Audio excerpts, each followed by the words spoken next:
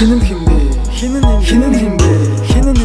Энэ улсын улс төрчдөөс хинэн яг жинхэнэ их оронч хүн бэ? Хэнийг хэлээд үг? Хэнийг хэлээд үг? Хинэн хинбэ? Жанчмын гал бадрах.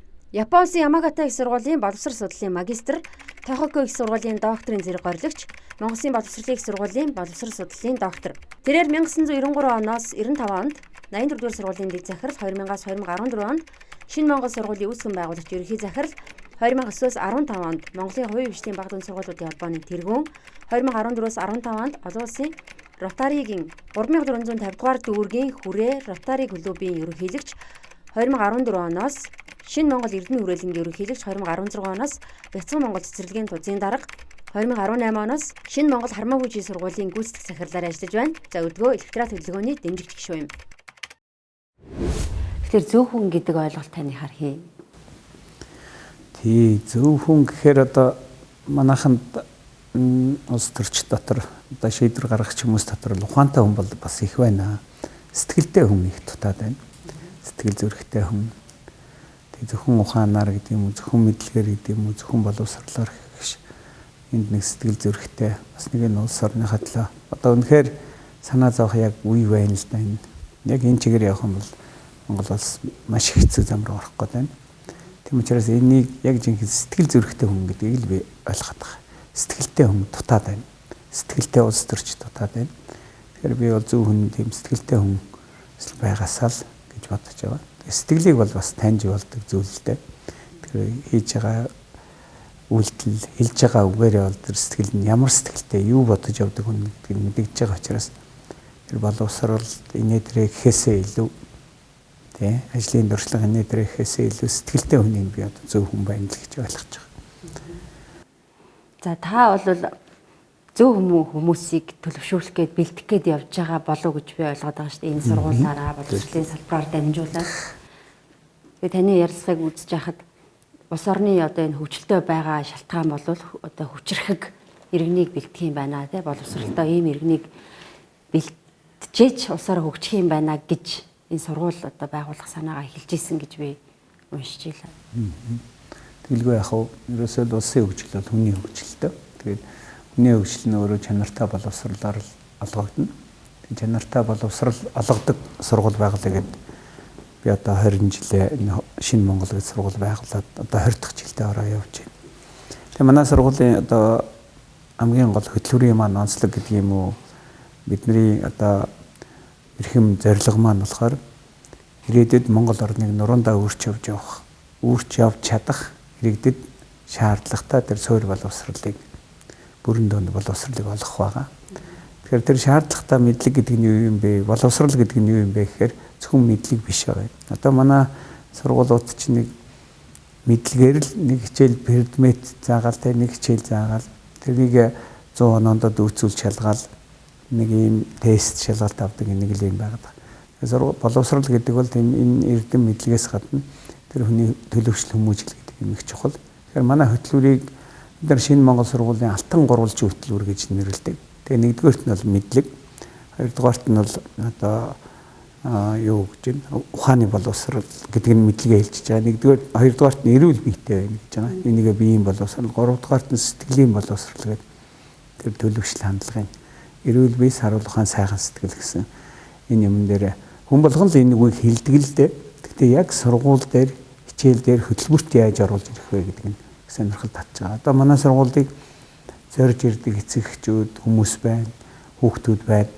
Тэгээ сургуулийн маань үнэлж байгаа юм бол танай сургууль сэтгэлийн боловсрол, энэ төлөвшил хүмүүжлийг хүүхдийн төлөвшилт хүмүүжил сайн байна. Танай сурж байгаа хүүхдүүд, төгсөж байгаа хүүхдүүдийн энүүгээр нь л манайхыг их хүмүүс зорж ирдэг болчиход байгаа.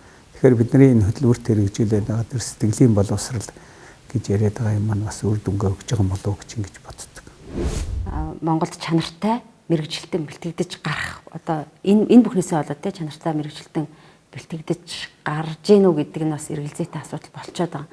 Тэгээ таны одоо мөрөөдөл бол дэлхийд өрсөлд төвц 100 сургуулийн нэгийг бэлтгэнэ гэдэг ийм мөрөөдөлтэй зорилготой гэж би ойлгосон те. Тэгэхээр яг та энэ мөрөөдлөө ер нь хэр биелүүлж байна? Үнэхээр чанартай мэрэгжилтнүүдийг бэлтгэж байгаатай итгэлтэй байгаа юм. Тэгэхээр би сая өмнөх ярианд бол дандаа бүрэн дунд сургуулаа яриад байлаа тий. Би одоо шинэ Монгол Эрдэмийн хүрээлэн гэж хүрээлэнгийн ерөнхийлөгч хийж байгаа. Тэгээд манай Эрдэмийн хүрээлэнд технологийн коллеж, технологийн дээд сургууль, тэгээд цэцэрлэг бас орсон байна. Тэгээд цэцэрлэгээс ахвалаа дээд сургууль хүртэлх юм цогц боловсролын нэг институт байгаа юм л да. Тэгээ манай энэ дээд сургуулийн маань хувьд бол бид нар тийм зорилго тавьсан. Шинэ Монгол технологийн дээд сургуулийн хувьд. Гэхдээ энэ бол их хол одоо дэлхийн 100 технологийн салбараар нь шүү дээ. Инженерийн салбараар манайх ч ганцхан факультеттэй гэсэн. Энэ салбараар тавьсан зорилт байгаа. Тэгээд энэ бол ер нь бол бид яг байгуулах үедээ тавьсан. Ер нь яг ингээ хийгээд ирэхэд бол энэ нэлээд хол юм байна. Нэлээд бид нэлээд хөрөнгө оруулалтууд хийх хэрэгтэй юм билээ. Зөвхөн дэмжих электорат цаг боловсролын салбарт те ажилласан туршлага түүхийг нөгөө ярилцлагуудаас ч бас зөндөө уншлаа. Тэгээд хүмүүс ч гэсэн бас өмнө зөндөө л асуусан баг те. Таны нөгөө асар их хөдөлмөрч хүн юм байна. Яагаад үдий зэрэгтэй одоо сургууль хүрээлэн болтол нь те ингээ байгуулах амжилтын чинь гол нууц та юу байсан гэж хэлв. Би одоо бас амжилттай боловсролын салбарт юм амжилттай байгаа нь би өөрөө Монголын боловсролын бүх салбарт ажиллаад үзсэн. Залуу байхдаа их сургууль төгссөн 22 настай Өдөө аймгаас Төв аймгийн 1-р 10 жилээс багшийн гараа эхэлж байсан. Дараа нь Хөдөө аж ахуйн дээд сургуульд ажилласан. Дараа нь боловсролын хүрээлэнд ажилласан. Дараа нь 84-р сургуульд Япон явахынхаа өмнө тэнд сургалтын менежер хийж исэн. Дэд захирал хийж исэн. Тэгэхээр иймэрхүү бүх салбартаа ажилласан туршлага маань надад Монголын боловсролыг бүх өнцгөөс нь харж чадах боломжийг олгож ирсэн. Нөгөө талаас хамгийн том юм бол Японд очиод мастер, докторт сураад тэгээд тэндээ сурангаа би бас өөрийнхөө хүүхдүүдээр дамжиж ингэж харж тэгээд тэрийг айгүй их бодит харьцуулт хийсэн л дээ. Монголоо мэдэх хүний хувьд зүгээр ямар гайхамшигтай ингэж Японыг бол би дан шүтээгүй. Ямар муухай ингэж Монголыг ерөөс ад үзээгүй. Монголын сайхан талыг айгүй их сайхан нь олж харсан. Японы сайхныг олж харсан. Тэрийг бол багш хүн л өөрөө олж харна. Өөрөө самбарын өмнө зогсож өөрөө зааж исэн олж чадсан юм лээ. Тэгээд би тэрийг ингэж бодитоор нийлүүлсэн. Тэгээ мэдээж их зүтгэл орсон л доо. Энэ бол зүгээр тэнд нэг хуваараа сурж исэн оюутан сургууль байгуулна гэдэг бол зүгээр зүрлэшгүй юм байсан мөлий. Сайн нэг 100-д орно гэж хэлсэн шиг л дэлхийд 100-д орно гэж хэлчихэд одоо ч хол бандаа л гэдэг ингээ харж байгаа адилхан сургууль байгуулна гэж хэлсэн. Миний мөрөөдөл сургууль байгуулна гэдэг олон хүнд бас зарлж марлж хэлээд нөгөө хүмүүс нөө сайхан мөрөөдлөө дэмжиж зөө байгуулъя гэсэн. Оюутан байхдаа ч байгуулж чадна гэж явцсан. Тэгээ тэр яг байгуул явцдаа бол би их л шантарчсан. Гэхдээ яг хийх гээд байгаа юм маань ирээдүйн Монгол орны хөгжилд олбогдох юм аа. Тэгээд энэ улсынхаа ачийг хариулъя гэдэг сэтгэл маань их том хүч болж исэн. Тэгээд хүн ингээ ер нь их зөрөгтэйхэн мөрөөдөө зөрөгтэйхэн тэрлүүгээ ингээд жоохон тэнэг зөрөг юм уу те. Уг нь бол ингээд одоо байсан бол би ерөөсөө хийхгүй юм те. Залуу хүн чинь нэг тооцоо моцооч муу ч юм уу. Тэгэл болно өөрөө тэгээд нэг багш туршлага дээр үндэслээд их ирдүүч байсан юм уу. Тэгээд тэр нь зөв болсон л гэж бодож байгаа. Тэгээд яг хүнд амлцдаг амлснаа биелүүлэхийн төлөө зүтгэдэг нь л миний бас энэ амжилтын үндэс юм болов уу гэж бодож байгаа.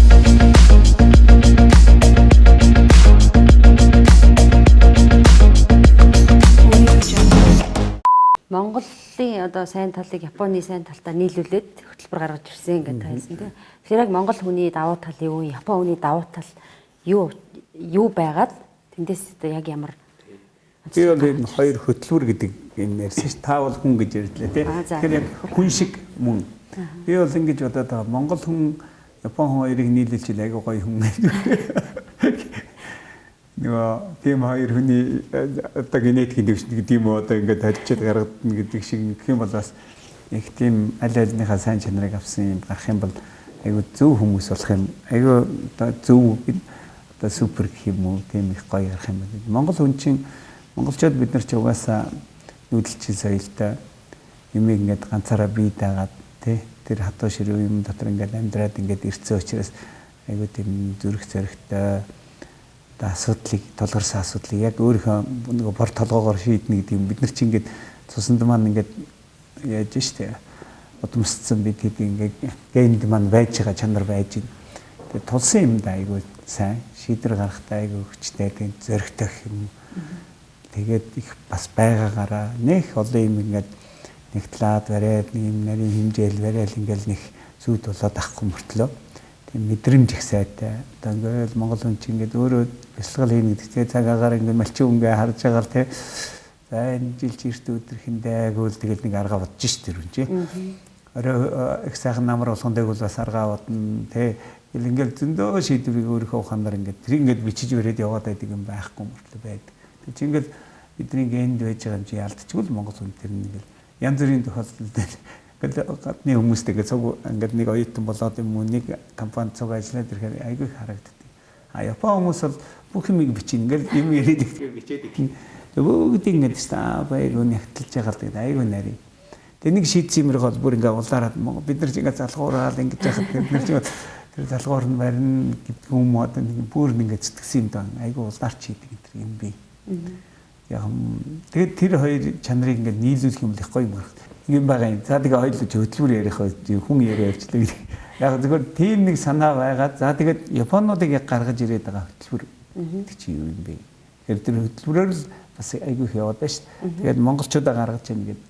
Тэгээд Японууд ерөөсөө л энэ юм гэдэг чинь гэрийн даалгавар тэр хийж байгаа юм тест шалгалт малгалт бүх юм уйлдаад хүмүүс ерөөс яг цагийн юмыг цагтаа хийгээл тэдгээр хуудсыг тэдэн тэнийг ингээд хуваартай тэгээд бүх бодлогын номууд аягүй систем их сайтай автоматик байхгүй ч гэдэг юм уу. Тэгээ их детальчилсан юмнууд хөтөлбөрөд аягүй ихтэй байгаа. Бодлого гэхээр тэгтэл одоо өдөрт нэг 90 бодлого бодож ийн 50 бодлого бодож ийн гэсэн яг тэрийг бодож дуустгал юм дурж. Монгол багш нар бас сайхан шүү дээ. Уг нэг 50 бодлого бодмоор байгаа боловч монгол багш нэг 5 бодлогын нот чинь за ойлгосон. Яг л энэ логикоор л бодно шүү дээ гэдгийг аягүй сайхан ингэ хэлж өгöd. Тэгээд өөрсдөө ингээд явчихна. Ингээд юм уу нэг чөлөөтөө тэр нэг цагт баригдаал сандраал ингээд авахгүйгээр тэгээд хүүхдүүд хооронд бас одоо ч бас жоохон алдагдаад байна л да. Монголын хүүхдүүд хооронд аягүй сайхан яг нэг хүн байдлаараа их аягүй сайхан харьцдаг байхгүй. Нөгөө ингэж их даалгавар ингэж хөрсөлдөөн шахагдаагүй учраас дуустаа ингэ бүгдээ энийг л дэвтрээ хаагаал гүйж гараад энийг л тоглоол найзлд нөхөрлөөл за даалгавар аягүй цуг хийгээл нэгэндээ хуудуулна гэдэг шиг хийж ирсэн нөгөөт нь бичиж яваал нэгэндээ зааж өгч мөгөөд яваад энэ миний юм чи ингээд яг хөтөлбөр дотор чи иймэрхүү сургууль дээрх бүх амьдрал орчоод байгаа байхгүй. Манайх арай хэтэрхий зад галчдаг. Тэнд хитрхи инээ юм. Тэр энийг жоохон задлсан юмнуудыг оруулж ирээд энийг жоохон юутай хамжиргаатай болгож ийн гэсэн.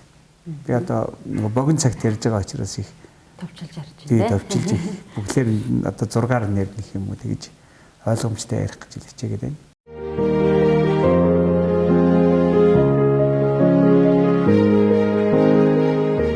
Зөв хүнэн дэмжих электорат хөдөлгөөн.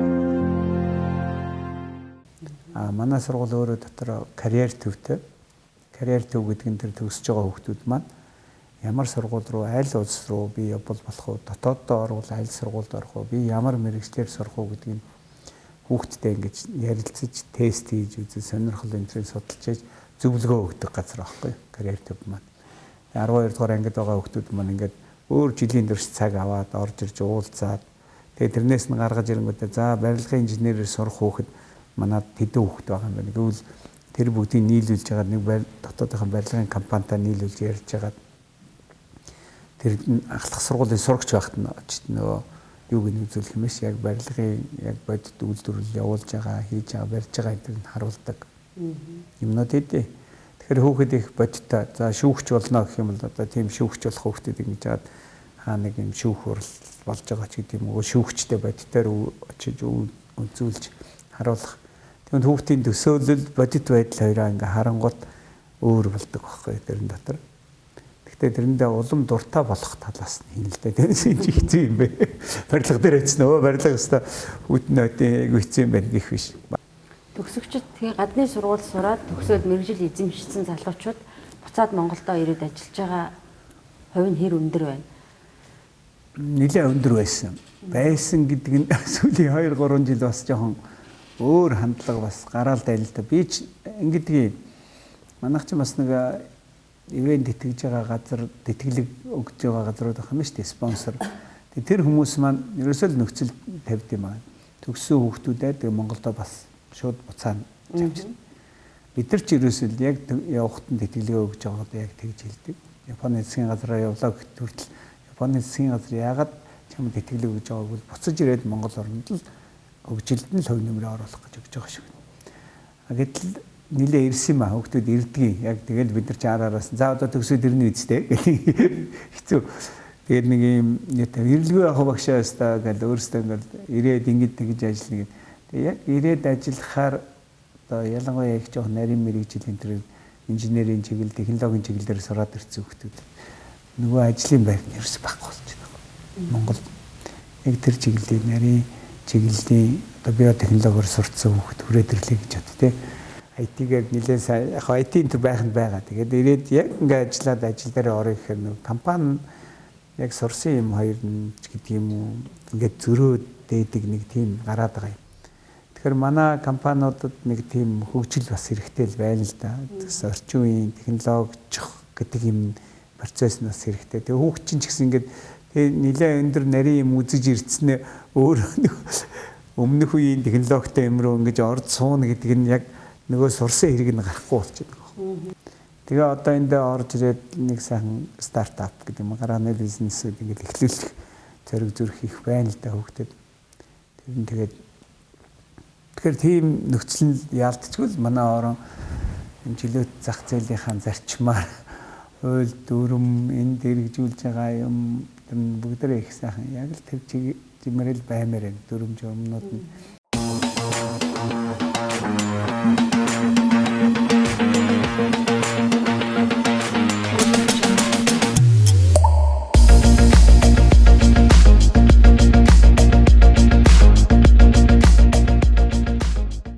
Монголд орох гэсэн эсэх гэсэн хүүхдүүд олон байдаг. За гэвч тэрнээсээ 6-7 дахин бага хүүхдээ л дөнгөж элсүүлж авч байгаа гэд энэ бол их асуудал болдог баг. Тэгэхээр энэ тоог нэмэх хийн тул гэдэг юм уу те? Та ямар менежмент хийж байна?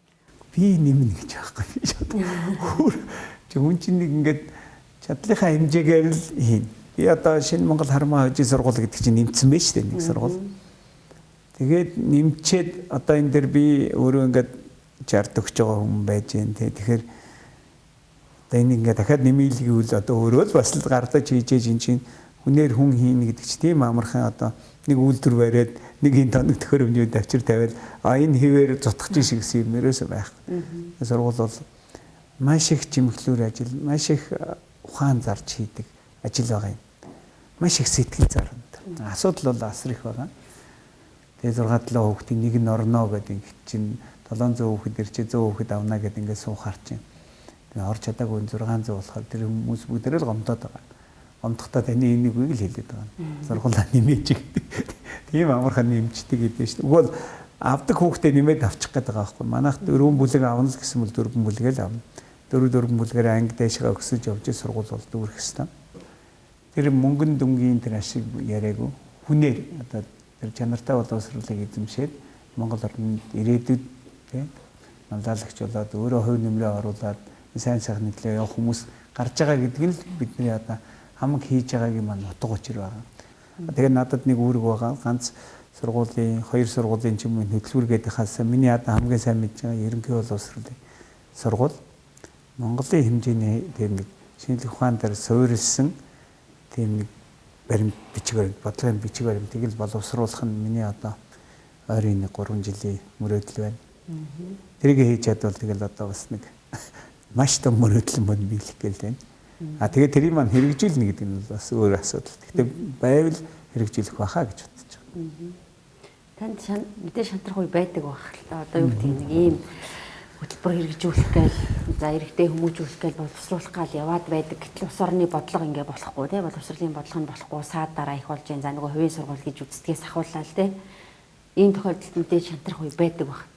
Яаж гарах вэ тэндээс? Яаж гарч ийн зүгээр өөрийгөө яаж рефреш хийж юм? Тийм манайх ч сони шүү дээ. Тэгэл нэг сонгуулийн аймаар гарч ирээд нэг баг гарч ирээд нэг айгуу тийм шинчилгээл тийм хийгээд ингээд тулгах нь сургуулийн хөтөлбөр нэг доктортой байх хэрэгтэй байхгүй. Тэгэхээр ингээд нэг хөтөлбөрт өөрчлөгдөөл тэр хичээлийн цагийн нэмэн тэрийг багасгах гэдэг юм ингээд ороод ирдэг. Бид нар нэг өөрийн гэсэн нэг ингээд тогтцсон юмтай ингээд явж итэл Тэр нэг хэцүү байна. Гэхдээ нөгөөх нь за тэгээд уул нь бол их стресстэй их л тест. Жишээлбэл одоо Оросыг заавал заах хэрэгтэй гэж ороод ирдэг.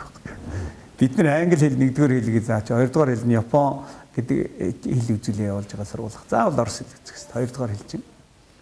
Гэхдээ бид нар өөрөөс батлагцсан хөтөлбөртэй гэхээр тэгээд торгодог. Тэгээд мэргэжлийн хяналттай ч юм уу те. Тэгээд яг тэгээд торгуулангууд амар ингээл стресстэй шүү дээ. Тэгээд иймэрхүү бэрхшээл гардаг. Тэгээд нөгөөх нь ч бас их одоо яах вэ гэд би хэлээд ийсэн дараагийнх нь гарч ирэнгүүт буцаагаад нөгөө байранд нэмчихдэг. Тэгэхээр жоохон ингээл хүлээгээл тэгчээр тэг шиг хүлээж ийсэн нөгөөд нь буцаагаад нөгөө байранд очичдаг ч юм уу.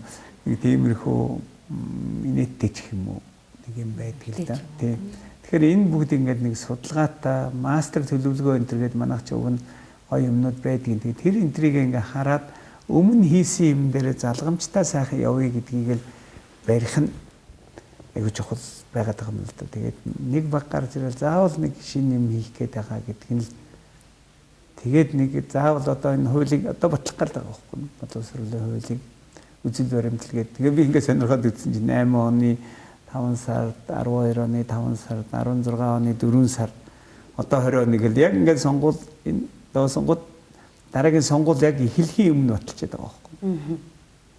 Жишээ нь тэгээд одоо тэрүүгээр одоо тэрэн дотор нь тэгээд хувийн сургуулийг бол нэлээд бидний эрх ашигыг асар их хүндсэн. Тэр хууль батлагдаад ингээ гарах юм бол хувийн сургууль болох л тэр зам руу явах гэдэг юм юм. Эсвэргээр энэ боловсролд хөрөнгө оруулалтыг яаж татах вэ? Энэ боловсролд энэ ээлтэй орчныг яаж бүрдүүлж ээж энэ хүмүүсийн орон сууц бариад хахаас илүү сургууль барьчдаг байл. Тэгвэл одоо өнөөдрийн 3 хэлж энэ төр алга болно шүү дээ. Ачааллын асар их ачааллыг үүсэж байгаа шүү дээ хувийн сургууль чинь. Одоо тэр шинэ хуулийн төсөл төр бүр инээдтэй бас яваал дээ. Энэ хувьсах зардлыг тэрийн бас сургууль өгтөөл одоо хөгжлийн бэрхшээлтэй хүүхдүүдийг хэдэн хүүхэд авч сургасан та заавал ингэ пропорцоор гаргаж ирнэ гэдэг ч юм. Хөгжлийн бэрхшээлтэй хүүхдүүдийг бид нар бол бас авч сургах сонирхол их байдаг байхгүй. Хөгжлийн бэрхшээлтэй хүүхдийг аваад сургах, аваагүй хоёроор нь ингэж ялгана энэ төр. Тэгэл иргэнэл ялгаад байгаа гэж шинжилдэг. Ийм л зүйлүүд бас ойрын үед бол бас намайг стресстэйсэн зүйлийн нэг нь энэ байгаа. Тэгээ одоо бид нар хувийн сургуулиудын холбоо гэж саналаа бичээд бас өгсөн байгаа. Энэ одоо ерөнхий боловсролын сургуульд одоо сурах хүчтэй завталал юм байна. Жил бол нэг сурагчийг хэвлэлдээ гаргадаг. Тэгээ нөгөө ч дараа нь бэйсэс болсон байна шүү дээ. Тэр үе одоо бид нар багт нэг сурах хүчтэй 8 төгсөл дараагийн дүүн дөрөв өглөө аваад сураал явдаг байсан шүү дээ. Одоо нэг жил сурах хүч нь солигддог. Энд чинь ямар сургалтын үрдэн байхгүй. Энэ манай боловсролын салбар бол бүгдсэн шүү дээ. Хүн амын одоо бүгд одоо бичиг үсгтэй боловсролтой болсон. Гагцгүй одоо миний нэг санаж явдаг юм бол энэ хүүхдийн одоо хүмүүжил, өвдөж хүмүүжил, бие алдрын хүмүүжил, оюун санааны тийм ээ хүмүүжилт гойд анхаарал байгаа юм аа. Боловсролын чанар ч юм уу л да. Яа тэгэхээр энэ айгүй олон чанаргүй хувийн ихтэй сургуулиуд байгаад байгаа байхгүй юу? Тэгээ тэрнтэй л холбоотой л байх л гэж би бодож байна. Тийм. Хувийн сургуулиуд их олон болж энэ хувийн сургуулиуд бол чанар мотой сургуульд явуулдаг. Их л их үннээс цайшгүй. Тэгвэл улсын сургууль нь яавал нөгөө хүүхдийн суудлын тоонараа цөөн байвал араа сургууль чанартай л болох. Монголын боловсролын салбарт хүйсийн харьцаа алдагдсан гэж бас үнэлээд идэв шүү дээ. Ер нь багш нар дандаа эмэгтэй хүмүүс одоо 80-90% ч гэдэг юм уу. Эндээс болоод боловсролын бодлого буруу болох ч гэдэг юм уу. Нэг бол одоо тэр хүмүүсээр эмэгтэй голцоо багш нараар хичээл заалгаж байгаа хүүхдүүдийн хүмүүжил боловсрал одоо эрэг сөрөг нөлөө гарч байгаа асуудал байгаа юу?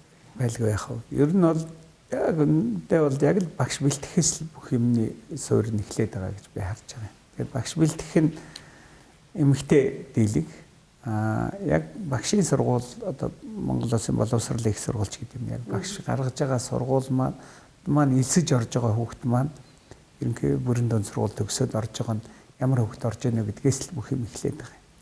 Тэнд л их сайхан төр үнэхээр л боловсролын яам энэ төр бол тэн дээр л их ачаалбагдлаа гэж шилдэг хүүхдүүдийг тийшээ оруулахыг л татах. Тэгээд нөгөө талаасаа яг гараад багшийн ажил дээр очиход багшийн ажлын статус тий. Багш гэдэг статусыг их өндөрт өргөж өгч багшийн цалин хөлс одоо хангамж тий ажиллах нөхцөл энэ бүгдийг л ингэ сайжруулж ингэ яг л энийг л сайжруулах талын юмыг л хийж өгж л боловсрол маань сайжрах байхгүй. Би физикийн багш гэдэг өөр хэлсэн. Тэгээ гэтэл нөгөө физикийн багшийн хажуугаар оюутан багтаа та багшлаад эхэлсэн юм байна шүү дээ. Физикийн багшийн хажуугаар орс хэлээ заасан, хүүхдүүдтэй математикаа заасан, за хажуугаар нь баг саксаач тий та бас спортер хичээлдэг. Спорт мастер. Тий. Тэгээ ингээ айгүй 3 4 юм зэрэг олон зэрэг заагаа явж исэн юм байна. Яг юу гэдэг яг тань шиг олон талын одоо ингээд чадвартай болоход ч гэдэг юм уу те. Тэгээ оюутан болоод хажуугаар ингээд амжилттай байхын тулд орно яах ёстой вэ одоогийн оюутнууд? Би өөрөө хүүхэд байхдаа нэлээд дээр спортын чадваруудаа бол бас олоод авсан байсан. Их сургуульд орсны дараа бол орос хэл энэ төр дээр аягүй сонирхолтой болоод мэдээж физик, математик хоёр нь цугтаа байсан л да. Физикийн багш бол арай математик заачдээ шүү. Математикийн багш физик заахгүй. Бид нар ч математик авраад их хэрэгэлдэг. Тэгэхээр тэр хоёр нь тэгээд орос хэл дээр аягүй сайн багштай орос багштай таарад их сайхан их сургуульд орсны дараа л орос хэлээ бараг анх эхнээс нь үдсэн гэдэг юм уу. Дээр нь юмд их чаленж хийж ингэж оролцож исэн маань л намайг бид зэрэгтэй болгосон. Тэгээд бас их сургуулийн шигшээ сакс тоглоод болиолоо болохоор 10 жилдээ бас шигшээ тоглодог ч гэдэг юм уу. Тэгээд хүүхдийг юм дугуулны секцэд энэ төр их оруулдаг боломжийг гаргаад тэрэнд хүүхдээ сонгож ордог боломж энэ төр гарах юм бол бүх хүүхдүүд тэр авьяас нь байгаа. Оюутан залуучууд бол ер нь зүгээр л нэг жилээ цаа болтол өөрийгөө хөгжүүлэх юмруу л их ороод байвал их зүгээр. Би л урлагийн авьяас л өстө 0 байна шүү дээ. Хит спорт тал руугаа ингээ явцсан. Урлагийн авьяас энэ төр байхгүй бас тэгч бас муу л байсан юм байл. Айтайг мөжиглждэг болчдөг ч байж юм уу те. Айтан бахта тэр их юм хийгээд байсан бол ядаж нэг спортоо орхиод хөл бөмбөг тоглоно болоо сакс тоглоно шатар даам тоглоно гэж бүгдэнд нь яваад байсан. Нэгийг бүжиг болгочихгүй ч гэдэг юм бодож байгаа. Залуучууд тийм баланстай байвал бас ажил дээр гарсан хэрэгтэй л юм бэл. Одоо танаа шинэ Монголын нөгөө 3 тулгуур нэг нь бол спорт эрүүл бие гэдэг байгаа шүү дээ. Тэгээ спорт ер нь энэ сурлагад гэдэг юм уу те хүний хүмүүжлэлд яаж нөлөөлдөг? Маш сайн нөлөөлнө. Тэгээ спорт бол өөрөө ингээд яг тэр тухайн гişинд шийдвэр гаргадаг юм хүнд айгүй хөгжийдэг. Тийм шийдвэр гаргах чадварыг айгүй сурах. Тэсвэр хатуужлыг айгүй сайн хөгжийдэг. Учираас тэсвэр хатуужилтаа ялж ялагдахын тэр баясал готрлыг айгүй сайн мэддэг энэ төр чинь айгүй маш сайн хэрэгтэй. Бид нар бол зөвхөн спортын тамирчинхээс хэлээд секц гэдэг нэг юм аа. Дугуулны секц гэдэг юмар хүүхдийг ямар ч гэсэн хөдөлгөөнтэй байх хэвээр, эрүүл биетэй байх хэвээр хөдөлгөөний хийх үндсийн л их сайн дэмжиж өгч байгаа. Тэгээ хүн ирээдүйд одоо хичнээн мундаг лидер сайн хүн гаргачлаа л гээд тэгдэг тэр хүн маань эрүүл биетэй тэгээд байж ижил их юм бүтээж байгаа байхгүй. Японууд ерөөсөө дугуулны секцэнд маш их аж халуун хөдөлгдөг байхгүй. Бид манай энэ дугуулны секц одоо 33 төрлийн дугуулны секц хичээлдэг байхгүй юм. Тэр чинь хаанаас орж ирсэн бол ерөөсөө Японоос л оруулаад. Японы хүүхдүүдээс маш их гүйдэг хараадаг ингээд шүрмэстэй юм бэ. Тийм ч учраас их урт наслаад байна гэж одоо яриад байгаа. Хоолндоо байна гэж яриад байгаа. Тэгвэл сургууль дээр дугуулны секц хийсний л ач шүү энэ бас. Манай сургуулийг төгссөн хүүхдийг бол би урт наслана л гэж харж байгаа. Зөвхөн дэмжих электорат цаг. Олон төрлийн спортоор хичээлж иж дээрэс нь оюутан багтаал Оросыг сураад эхэлсэн гэж байна. Тэгээ Японд очиод би таныг нөгөө 6 сарын дотор л Япон хэлээ сайн сурсан гэж сонссон тий. За ингээ хажуугаар нь 2 3 хэл сурна. Эднэрт ч айгүй их цаг зарцуулагдсан шүү дээ. Цагийн менежментийг та юу нь яаж хийдэг вэ? Тэгээ оюутан үед чи хажуугаар нь та чи их залуудаа гэр бүлээ зөхиосон юм байдаг шүү дээ. Хажуугаар нь гэр бүлээ авч явах. Тэгээ яг нэг энэ яг сурах хичээлдээ ингээ төвлөрөх ёстой цаг гэдэг нэг юм өдөрт нэг 2-3 цаг л гаргах чад багт. Тэгэл яг тэр цаг дээр л сууж яхад бүр янзтай. Тэгтэл болчтой юм билээ. Би бол Япон хэлийг тэгсэн их сургуульч гэсэн одоо бас ихнэр хөвгттэй болцсон дуулан секцэнд орон. Тэгмэд яг энэ цагаас энэ цаг тэгээд өдөр болгоно ингээд намын сандаа орж ирэл суучдаг байсан. Оройн секцийн тэр хооронд. Тэр хооронд бол ангийнхан хөвгтүүд ингээд нийлэх гээл янз бүрийн юм ярина шүү дээ. Бид нэр ингээд тэр хооронд дандаа хотлаа хөвгт одоо гэрт үлээж байгаа тэгсэн яг хөвгтөө оюутан аав юм чинь нүүдүүд явуулчихна. Тэгээ явж орж ирээд номын сангийн нэг болонд орж ир суугаад тэр өдөр үзсэн юм аа бүгдийг яг тэр нэг 3 цагийг л өөртөө зориулчихвал гэсэн юм байлээ. Би одоо бодоход тэр одоо би хинээс чар сурсан гэдэг шиг тэтгэлэг энэ төр авдаг байсан шүү дээ бидний үед чинь. Тэгээд нэрмжид тэтгэлэг аавна тэр нь гэрвлээд гэж их гол үндэс болцсон. Өөр цагийн ажил хийх юм байхгүй юм чинь. Тэгээ Японд очичаад бас яг тэр файлээ сурж явах үед бүр номын сан дотор хөгийн байсан шүү дээ. Бүр айгүй том номын сантаа. Тэгээ нэг номын сангийн нэх гоё хаан суул их гоё толгой төвлөр хийж явж байгаа нэг гоё болон айгүй айтайгаа энэ чинь сонгохдоо наарталтай юм газрыг сонгочоод тэгээ миний судал гээд нэрлэлцэн. Тэгээ өөрөө дээрс хүмүүс сууж яваад уур хүрээ. Тэгээ сонирн байдаг. Тэгээ ойролцоо сууж босонгууд нь гүйж очиж суугаад. Тэгээ тэр ширээн дээр ингээд 50 гууд ингээд юмаа мартчихдаг. Орчноос салждаг. Тийм нэг мэдрэмж төрөөд байсан. Тэгээд тэр орчноос салж ерөөс энэ чинь ингээд хонх дуурд Японы номын санч цаг нь болоход дэн гэж уурахад тэрийг мэдэхгүй тэгээ хүн нэр Окяасан гэж юм те. За хаасан биш гэнэ өө жачдаг. Тэгээд тэр 5-8 хооронд хаадаг номын сан. Яг 5-8 даа суучаал. Тэгэл гарч ирээл ингэнгүүт тэгээд нөгөө номноос гарахад нэг жоох юм болно. Тэр чинь ингээд дугуугаанаад явах гингүүд ингээд тэв чигээр ингээд ном юм бодогдоод байдаг. Үн ерөн жоохон тэгжил төвлөрүүл. Тэгээд тэр өөрөө сурсан юм хэрэгтэй шүү дээ. Олон юмд ингээд савсгамж очиж нэг юм сонсоод зургийг аваад юм бодож зургийг авч өөрөө сүгж харахгүй бол тэр ерөөс мэдлэг болохгүй. Би бол нэг тийм л харахтаа. Тэгэхээр залуус тал тэгжил хэлмээр байна. Тэгээ бас ингээд одоо сүүлд сургууль байгуулад ингээд явчихаар тэгээ сууж чаддаг цаг нь өнгөрчөөд байна. Оо тэрэндээ жоохон тиймэрхүү л байна. Хэл сурахад бас адилхан уу? Хэл сурах тустай арга байна уу? Нэг бол одоо манайхан ч багшаар заалгаад л суръя гэдэг ийм зорилготой гэх юм уу те? Бодолтой хүмүүс байгаад байна шүү дээ. Япон хэл бол бүр багшаар заалгах. За нэг ихний хэдэн үндсийг л заалгаал авцсан багт. Япон хэл би даад сурахад айгүй амархан, айгүй гоё хэл. Монголчуудаа өгүүлбэрийн бүтээц дүрм мөрөм нэг таардаг учраас юм юм бэлээ. Тэгээ би бол Япон хэлийг эхний 3 сар бол хэрэгсэн. Мэдэхгүй энэ ханз манз юм сони яасан ийсэн гэл бүр ингээд хэлсэн нэг яг Япон хэл сурах надад нэг шаардлага гарсан. Гэр бүлээ авчрах боломж өгсөн. Урд нь бол очихдаа гэр бүлээ авч хэцүү юм байна. Оо ганцаараа авчиад ирээ. Жисэн чи 3 сарын дараа нэг өөр Монгол залуутай танилцсан. Таас ахаастай сайхан боломжтой гэр бүлээ бүгдийг авчирч болно шүү дээ та. Ингээд авчирчаад би нэг жил болоод явах юм уу? Ингээд цаашаа дамжин сурахын тулд хэл сурах хэрэгтэй болонгод би тэг нэг ихний 3 жил ингээд хичээл суугаад нэг нойрмог хүн яваад байсан баг. Тэгмэд дараагийн 3 сар дээр нь би бүр ихнээс нүцсэн баг. Өөрөө ихнээсээ үзэх цаг чинь нөгөө саяныхаа ингээд сууж байгаа юм дотроо мэдээг хичээлээ өөрөө ингээд бүр нэгтлээд яг хичээл дээр ороход цааш хичээл явж байгаа ч гэсэн өмнөхөө нөхөж үзэл явцсан л да.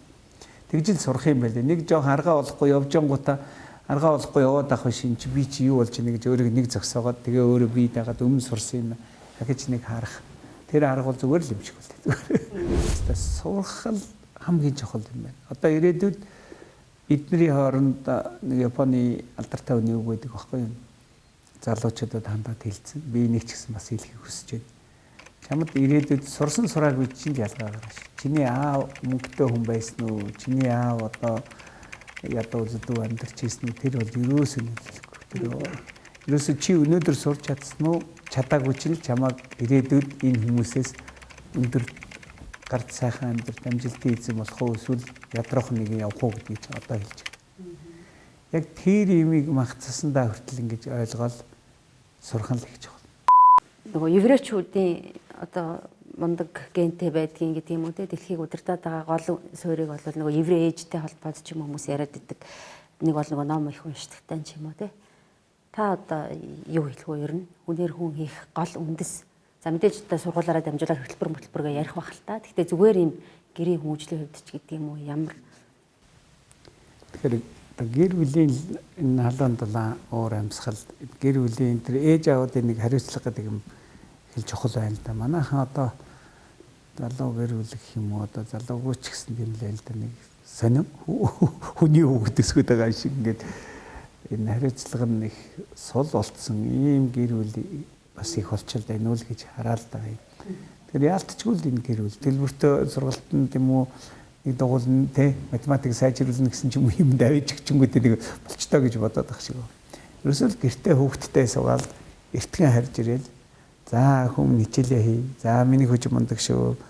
юмнуудаа ингээд хийчихье. За миний өдөрт нэг тэдэн цаг яг энэ хичээлээ хийж जैन тэр гэдгийг л сайхан анхаарад даалгавар гэдэг байхгүй. За тэгээд ном уншдаг байлгах талаас нь хүүхдтэй унших номын жагсаалд гаргаж өгөхөөс эхлээл тэгээд тэрийг хамт уншиж, хамт сонсож, уншиж байгаа, хийж байгаа юмд нь ачаалбагдал өгдөг энэ төр байх. Тэрэл өөрөө зураг зүйтэй суучдаг. Гөлгөө гараад цаалтаа суучдаг. Ийм тэгэл оройд шизээр өглөө босоход нунтад үлддэг, орой өргөтн байхгүй байж идэг. Тэргээл ингээд аавад энэ тэрийг их болцсон тий. Тэргээл ингээд ялдчихгүй л тэгэл гэрүүл эхнэр нөхөр хамтдаа л ажиллахгүй л болохгүй л тийм л нөхцөл үүсэж л дээ. Тэгээ поинтер ч юм бол тэгэл хүүхд гаргасан л эхнэр ажиллаас шууд жилээ аваад тэгэл гэртээ хүүхдээ өсгөж хүмүүжүүлдэг бүр их сургууль ортол нь л явдаг л хүн байдаг шин. За үзэгчдээ электрат цагийн ярилцлага ээлж дугаарыг хүргэлээ. Энэ удаагийн ярилцсан зочин шинэ Монгол эрдмийн үрэлэнгийн захирал доктор Жанчвин Галбаатарх байлаа. Өнөөдрийн Монгол өөрчлөлт, сонгуулийн хувьсгал, хариуцлага, зөв хүнэн дэмжих электорат цаг